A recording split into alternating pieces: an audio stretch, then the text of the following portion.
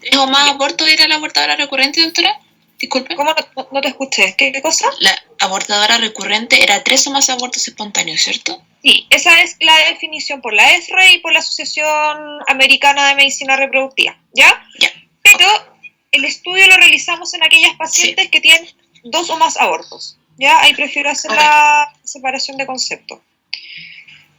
Ya, entonces, respecto a la importancia de este tema, como pueden ver acá en la curva, en la medida en que vamos aumentando la edad de la madre, va aumentando la posibilidad de que ésta tenga un aborto, ¿ya?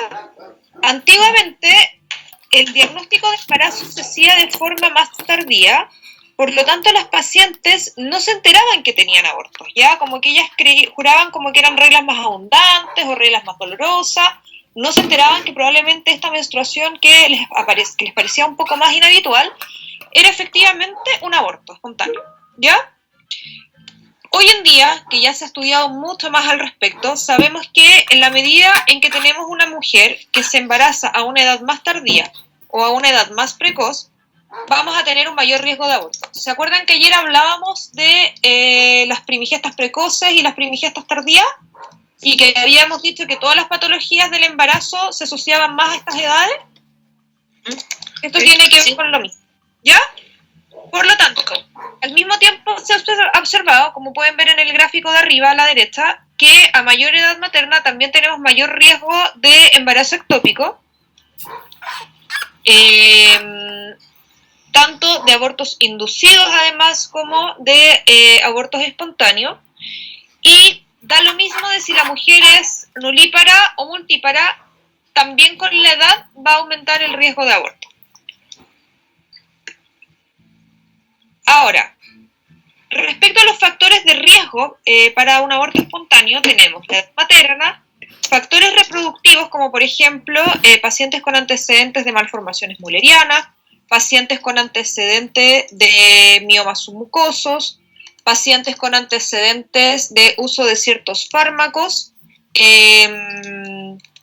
pacientes con, por ejemplo, antecedentes de embarazo con dispositivo intrauterino, y dentro de los antecedentes que más importan son los antecedentes de abortos previos. Toda paciente que tenga el antecedente de 2 o más abortos es una paciente con más riesgo de tener nuevamente un aborto, ¿ya?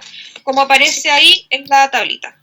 Respecto a las sustancias que se han visto asociadas a un mayor riesgo de aborto, se encuentran principalmente el tabaquismo, el alcohol y la cocaína.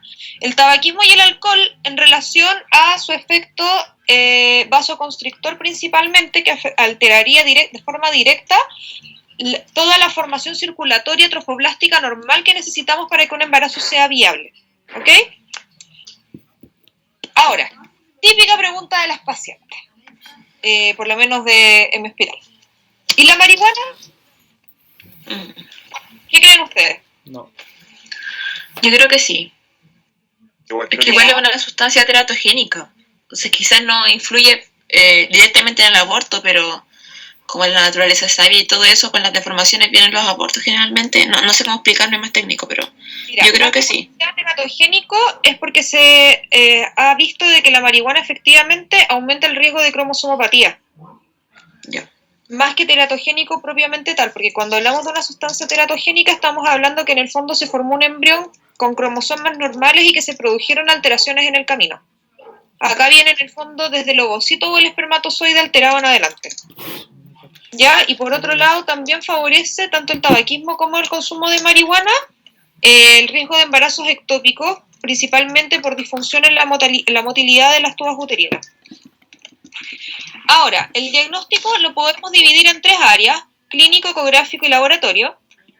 Respecto a la clínica, los principales síntomas relacionados al aborto depende del tipo de aborto que estemos hablando.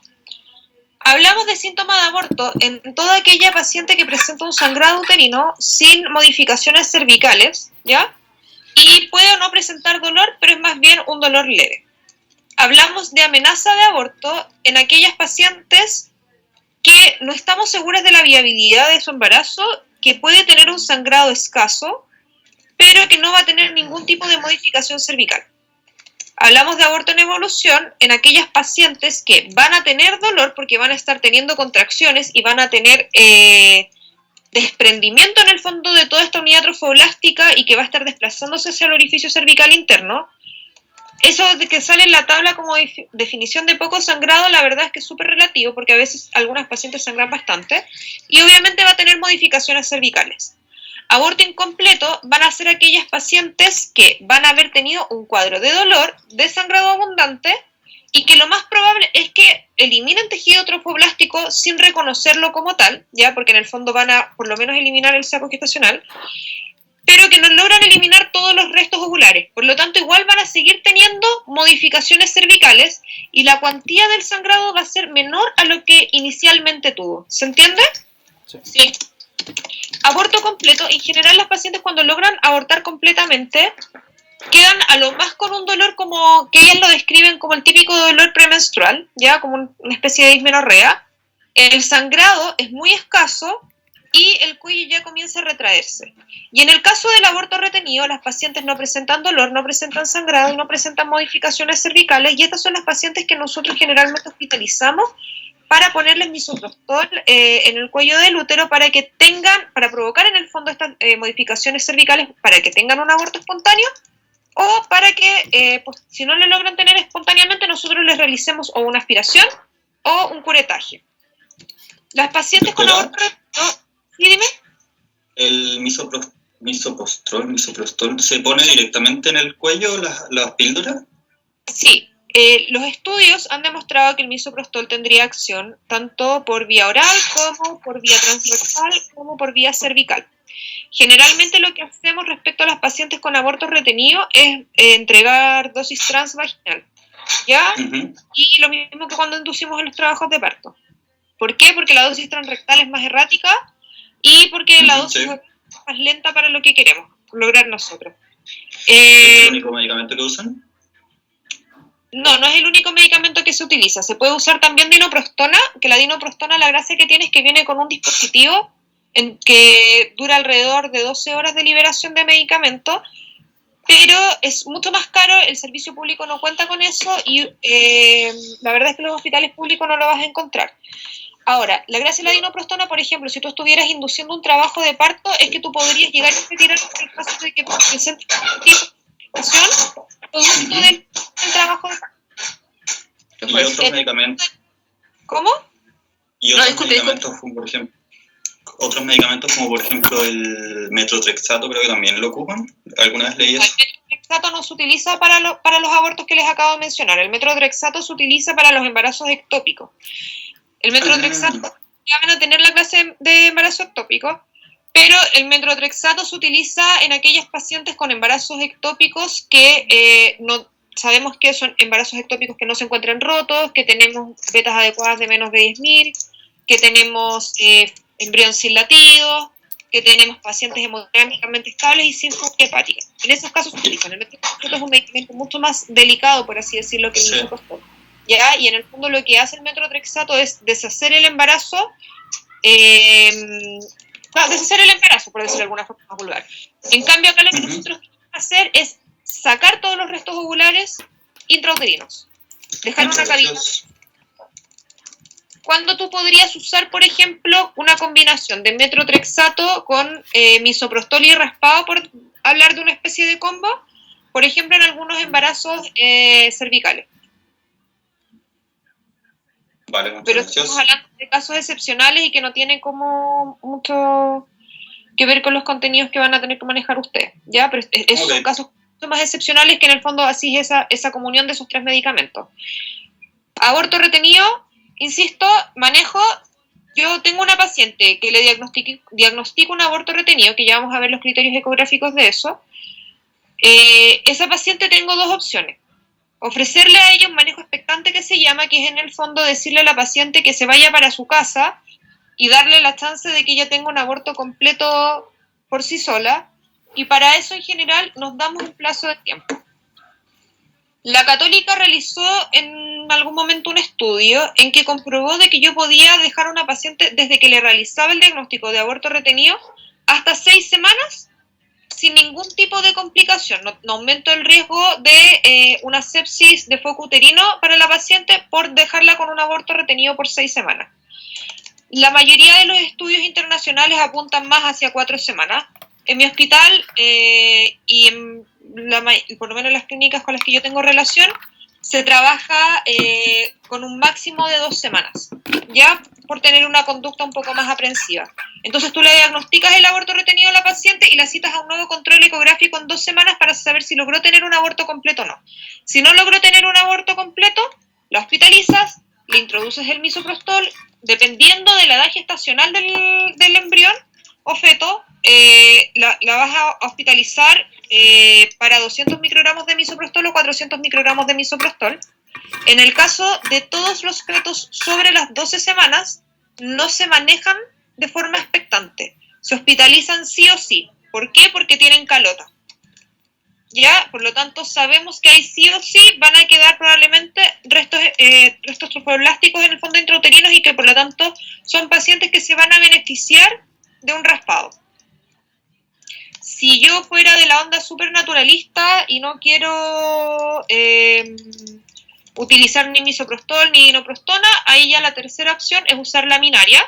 Y en aquellos lugares donde no tienen acceso a ninguno de estos tipos de fármacos, lo que se utiliza son dilatadores uterinos para poder hacer directamente un curetaje. Entonces, este paper se los quiero presentar porque encuentro que además es un orgullo para todos los chilenos y sobre todo mujeres chilenas. La doctora Jessica Preisler es una ginecóloga obstetra de la Universidad de Chile que también trabaja en la clínica alemana y ella estuvo un tiempo en Londres trabajando con la gente del grupo IOTA y desarrollaron este estudio que básicamente lo que hizo fue estudiar cuáles eran los criterios definitivos para poder hablar de un aborto a través de criterios ecográficos. Y lo que hicieron en el fondo fue calcular los valores predictivos positivos de cada marcador ecográfico para poder definirlo, ¿ya? Con una gran especificidad. Con esto lo que buscaban en el fondo eran 2 cosas. Una, no prolongar la espera para diagnosticar un aborto retenido. Y 2, no diagnosticar de forma precoz un aborto retenido que realmente no lo era. Entonces, como para darles un ejemplo, dentro de los criterios que se sugieren como diagnóstico de certeza, está no visualizar un embrión o saco vitelino en un saco gestacional con un promedio de diámetros sobre los 25 milímetros. Antiguamente el criterio era con 20 milímetros de saco gestacional y que no visualizáramos un embrión. 5 milímetros puede sonar súper poco, pero les juro que en edades gestacionales pequeñas es un valor súper importante, ¿ya? Y otro diagnóstico de certeza es en aquellos casos en que yo visualizo un embrión sobre los 7 milímetros de longitud cefalonalga sin actividad cardíaca. Esos 2 criterios son sí o sí aborto retenido. En aquellos pacientes en que, por ejemplo, yo veo un embrión sobre los 3 milímetros y que han pasado más de 70 días desde la fecha de última regla proporcionada por la paciente, yo debiese sospechar de que este embarazo probablemente va a evolucionar a un aborto retenido. Lo mismo que en aquellas pacientes que tengan un saco gestacional sobre los 18 milímetros sin embrión visible. Cuando tengo esos criterios, yo debiese citar a la paciente a una ecografía en 7 a 10 días para poder reevaluar si aparecieron los latidos o si apareció el embrión en el saco gestacional. Otros criterios que son básicamente como más gestivos, sin tanto valor positivo predictivo, tenemos por ejemplo la presencia de un saco vitelino mayor a 7 milímetros de diámetro sin un embrión presente, ¿ya? Pero es un paper súper interesante que los invito a que si pueden se lo lean. Ahora, entonces, yo tengo una paciente y necesito decirle a la mamá qué onda, qué va a pasar. ¿Qué es lo que le voy a decir yo con certeza? Sí, yo como doctora, le voy a decir a una paciente que tiene un saco gestacional de 20 milímetros con un embrión sin latido, o sea, sin un embrión, le voy a decir, señora, ¿usted tiene un aborto retenido? No, lo que voy a decir es, todavía no apareció la guaguita, veamos en 7 a 10 días más si aparece, la voy a citar a una ecografía. ¿Cuándo voy a decir sí o sí, señora, esto es un aborto retenido, no hay nada que hacer? Saco gestacional con diámetros mayores a 25 milímetros y LCN con 7 milímetros sin latidos. Ojo con los fetos, con los embriones que tienen bradicardias. Normalmente, en las edades gestacionales menores a 11 semanas, es completamente normal que tengamos frecuencias cardíacas entre 130 a 180 latidos por minuto, ¿ya? Que no son las típicas frecuencias cardíacas descritas, porque generalmente en las clases uno ve las frecuencias cardíacas fetales como más ya cercanas al segundo trimestre, ¿ya? Por lo tanto, si yo tengo un embrión, por ejemplo, con latidos en 90 o latidos en 110 o latidos en 120, si bien no es un diagnóstico de certeza de que esta guaguita va a ser abortada, yo sí debiese decir, mira, el pronóstico de tu embarazo es un poco incierto y hacer citaciones un poco más precoces para ecografía. Por ejemplo, citarla en 1 semana o en 2 semanas. Ya, entonces, por ejemplo, acá, en esta ecografía, podemos ver un embrioncito con 49 latidos por minuto. Claramente el pronóstico de este embarazo va a ser un pronóstico súper malo, ¿ya? Y acá en esta otra fotografía de mano derecha, lo que pueden observar es un saco gestacional que no tiene saco vitelino y que no tiene tampoco polo embrionario, ¿ya? Y el saco gestacional acá tiene, según los diámetros que se miden, tiene un diámetro de 21 milímetros y otro diámetro de 24 milímetros. O sea, tampoco es un buen pronóstico. Respecto al laboratorio, ¿se acuerdan que ayer estuvimos hablando de los niveles de beta-HCG y de los días que pasaban desde el inicio del embarazo? Bueno, sí. En esta diapositiva lo que les quiero mostrar es que en el fondo, si yo tengo un ascenso adecuado de beta-HCG, debiese tener entonces mayor posibilidad de un embarazo intrauterino.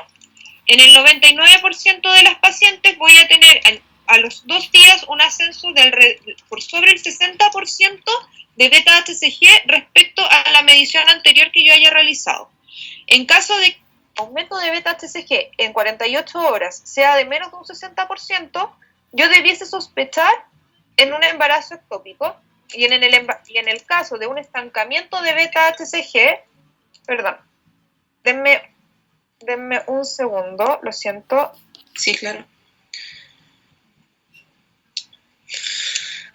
Quiero por dormir. Hoy he leído el mejor tuto de la vida cuando ya no. terminé la primera clase. Dormido ahora. Ya no. Oye, ¿vamos a poner medicina legal al final o no? Ni idea. ¿Eso no es que es mañana? Ya. Jálate un Arodix.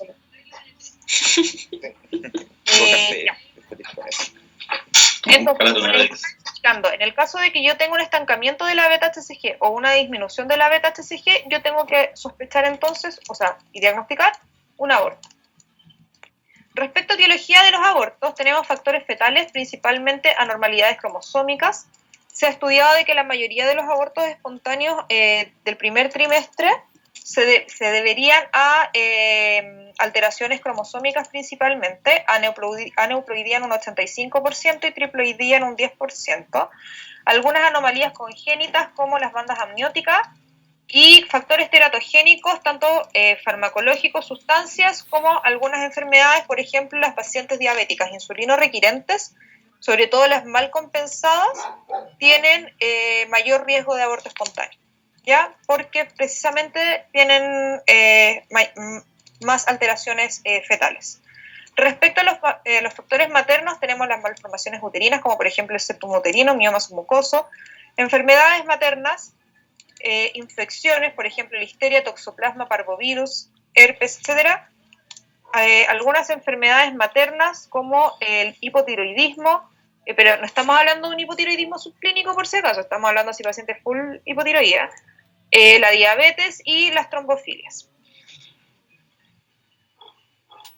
Sobre el manejo de estas pacientes, entonces, tenemos que definir si son pacientes, la paciente que nos consulta con un aborto, si es una paciente hemodinámicamente estable o no, si es una paciente con dolor o no, dependiendo de eso, vamos a realizar una ecografía o niveles de beta-HCG.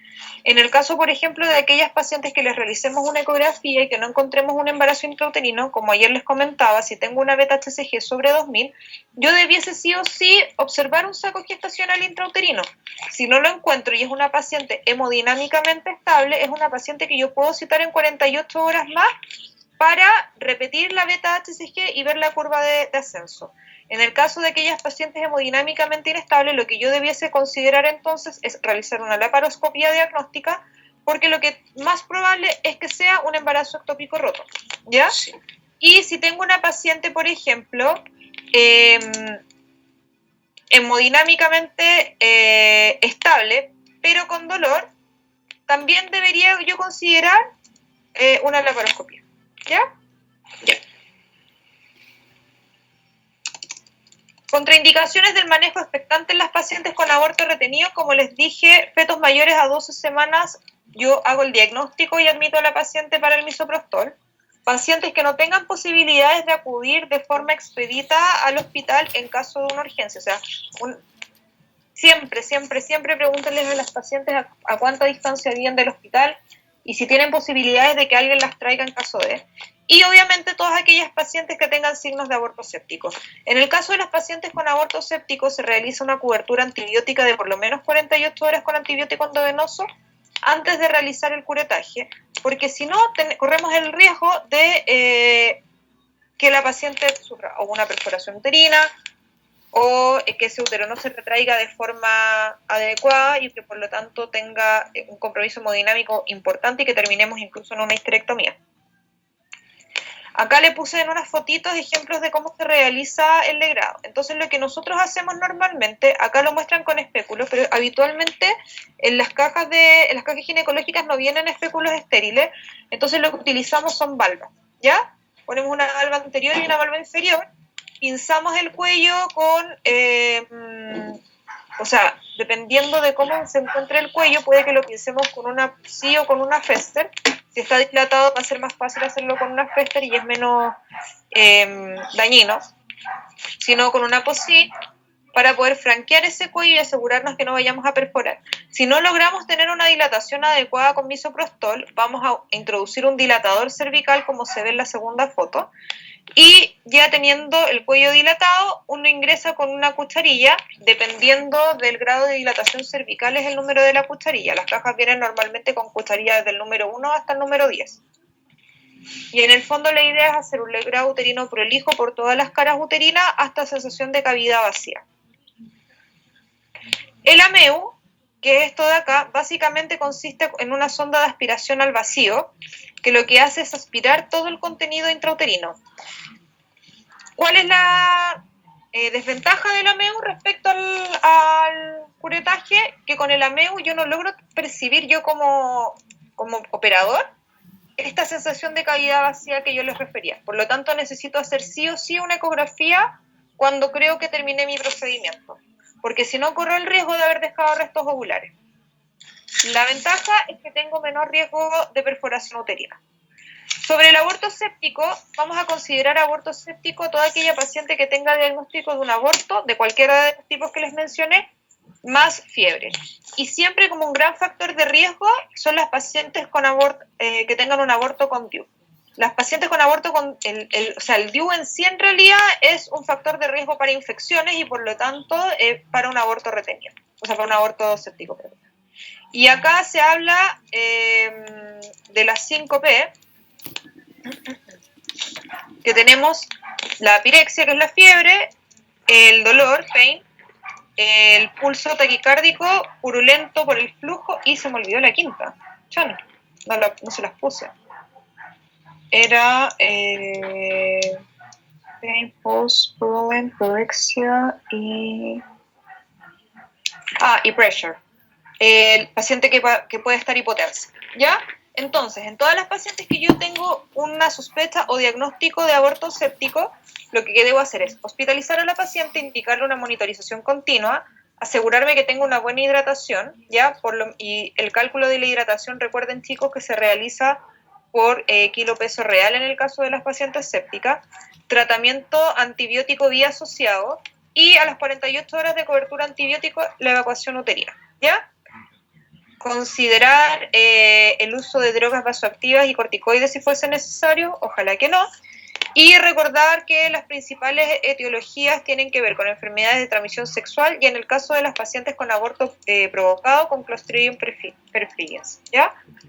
El clásico tallito de apio antiguo o el palillo del tejido. Entonces, como conclusiones de la clase, el aborto es una causa importante de metrorragia en el primer trimestre, que siempre la tengo que considerar en una paciente que refiere un test de embarazo positivo. Tiene una frecuencia del 25% en las primeras 12 semanas y se asocia principalmente a anormalidades cromosómicas en los embriones. Baja al 2% pasado a las 12 semanas y por lo tanto yo ya debiese buscar otras etiologías que no tengan que ver con alteraciones cromosómicas del embrión. El diagnóstico es clínico, ¿ya? Clínico. Pero hoy en día lo apoyo 100% con ecografía TB. Médico legalmente no tengo cómo justificarme si no, ¿ya? Y el manejo puede ser tanto expectante como quirúrgico porque tanto el raspado como el ameo son procedimientos que se realizan en pabellón. Eso. ¿Dudas? ¿Preguntas?